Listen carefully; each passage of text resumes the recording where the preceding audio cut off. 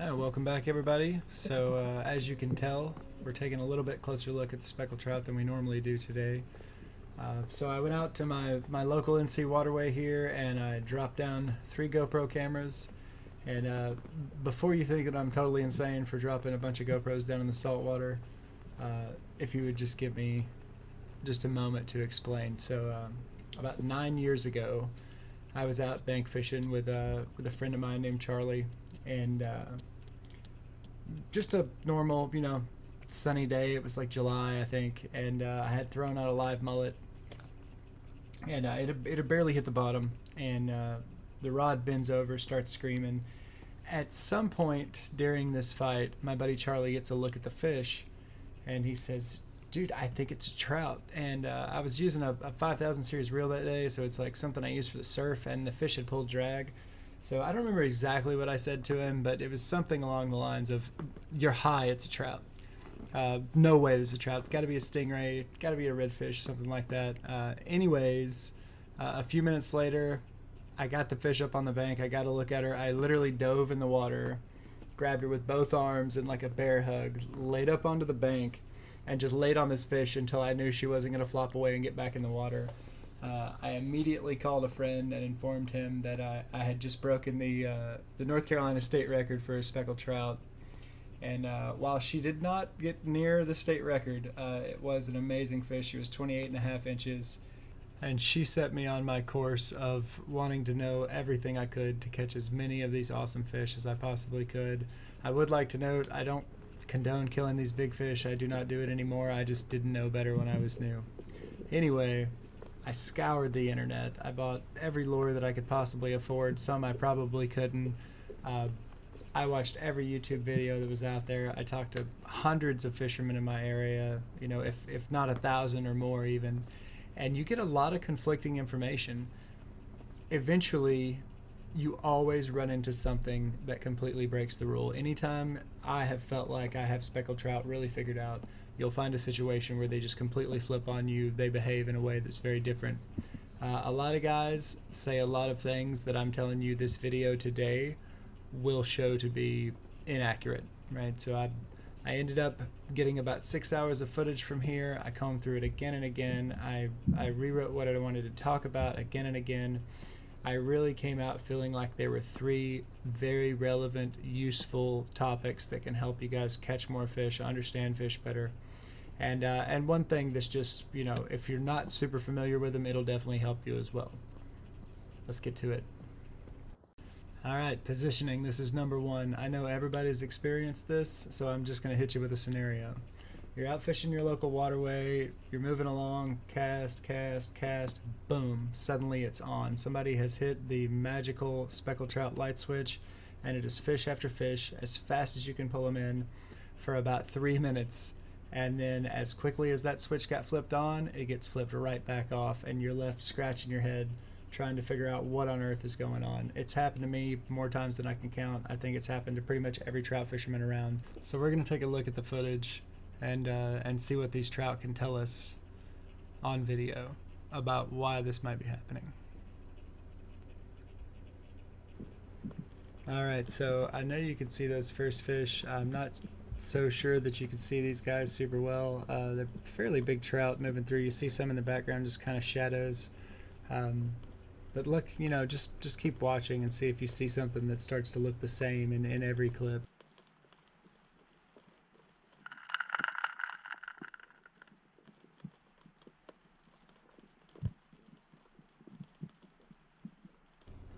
Well, are you guys starting to see it yet? I'm starting to notice a pattern every time we see these fish.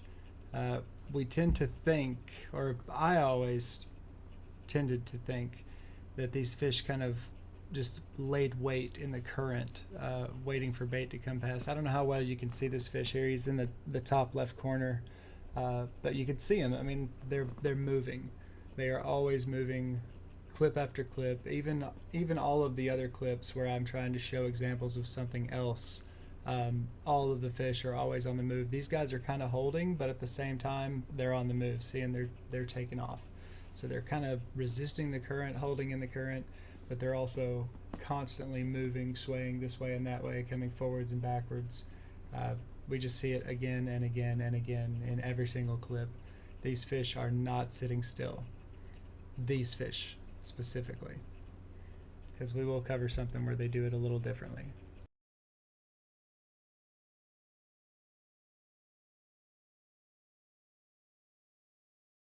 So sometimes, like here in this clip that's coming up right now, we'll actually see the same school of fish. So like the same class of fish. These fish are definitely moving together, hanging out together, moving almost in opposite directions at the same time. They're really just wandering in an area. And sometimes they will sort of hold in an area, but they're also moving in that area, if that makes sense. So say you have a 20 square foot area, they might just mill around in that area over and over again. But these particular fish right here, we saw them come past. I saw what I believe are the same fish again, but it was a full 10 minutes later before I saw these fish again. So they had to be moving a pretty good distance up and down the bank.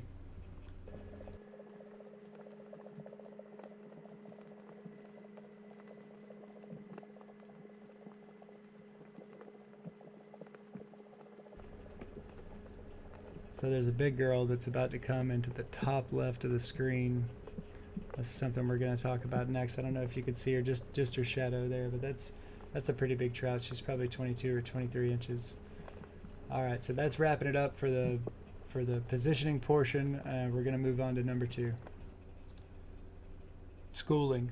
All right, so this is number 2. It is very rare to see these fish alone. Sometimes when I see bigger fish, like some of the 24, 25 inch fish that I see, they may only have one other fish with them.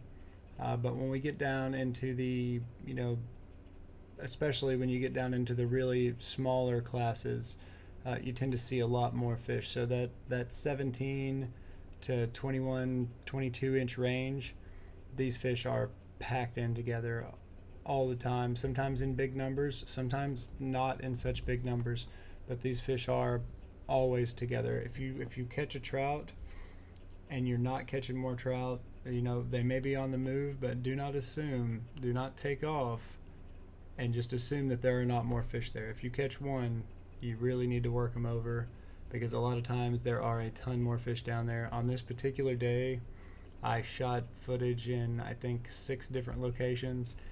Every single location had trout in it. Every single location, even in places where I didn't mark anything on sonar, they came through because of the movement, because of number 1 that we talked about.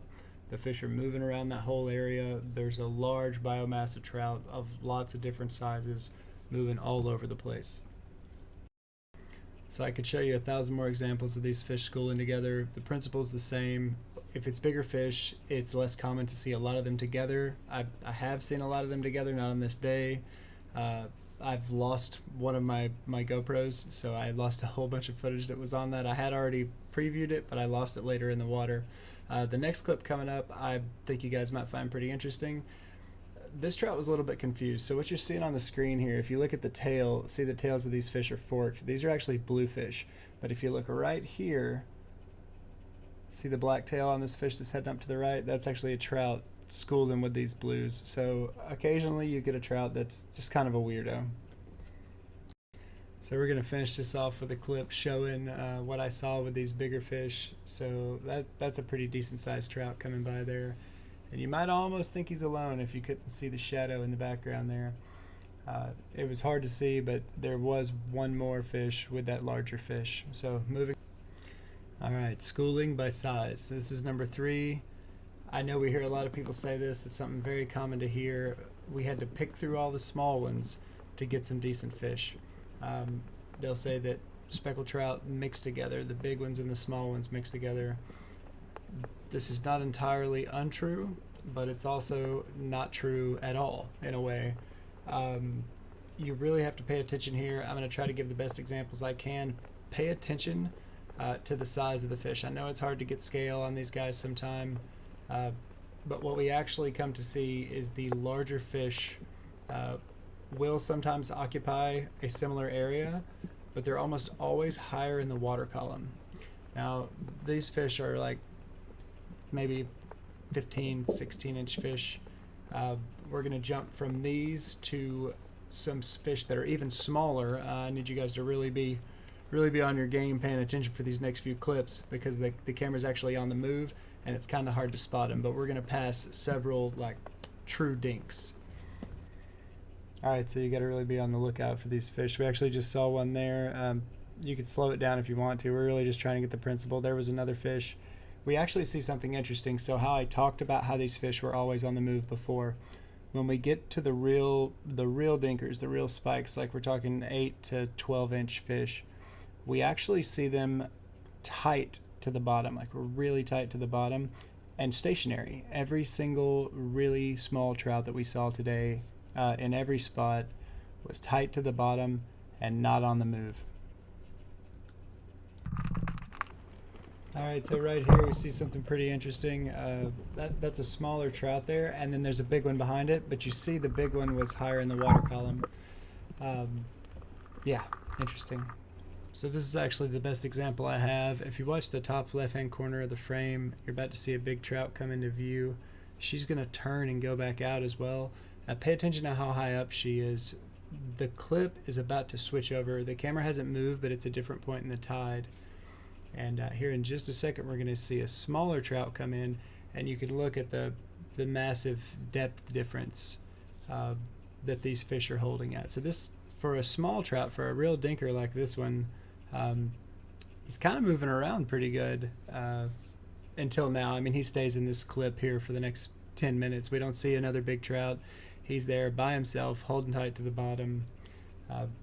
These fish are not schooling together. They may be occupying the same space, but they are not schooling together. I did not see any really small class of fish with any big class of fish. I did see big fish crossing over small fish higher in the water column, but they are not schooling together.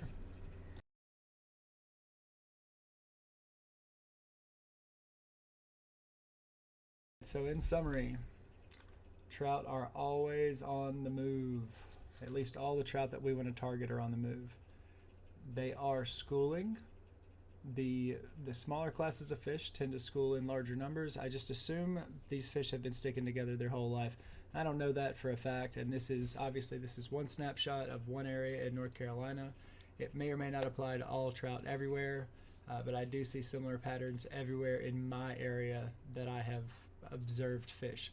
Bigger fish do school together, but in smaller numbers. The fish do school by size, right? And the size, at least in these coastal waters with pretty high current, determines where they hold in the water column. So that's another point that I didn't throw in there. When you get very near the bottom, it's just like getting very near a wall. So what happens when the current is coming down this way, the bottom is actually resisting it, and it's causing like an upflow like this. So the fish actually get very little resistance the closer to the bottom they hold. And there's a point in there between 3 and 4 feet from the bottom where these larger trout really like to be at. So when you see an area that has that kind of tidal waters, and you see someone using a slip cork that's very, very effective as opposed to an artificial, if you're trying to get them on artificial, maybe you want to try, something that suspends down to the right depth. It's very, very difficult to target fish in heavy current that are sitting 4 feet off the bottom with anything other than a slip cork. If you guys got ideas, please post them in the comments. Drop shots. I've tried drop shots before with not too much success. I'm sure it would work. I just need to find the right location. Another thing I didn't throw in, these fish were on the feed that day. These fish were on the feed. I put down the water wolf camera. I would include that footage, but it's absolutely terrible footage. It was jerking around like crazy from the current. But these fish were actively feeding. They did strike lures several times. So when you see them on the move, I think they are feeding. There might be some situations where they're holding up somewhere when they've got lockjaw. But on this day, we saw those fish on the move. They were on the feed as well. I hope you guys enjoyed, and let me know what you think. Like, comment, subscribe, all that good stuff. And we will see you in the next one.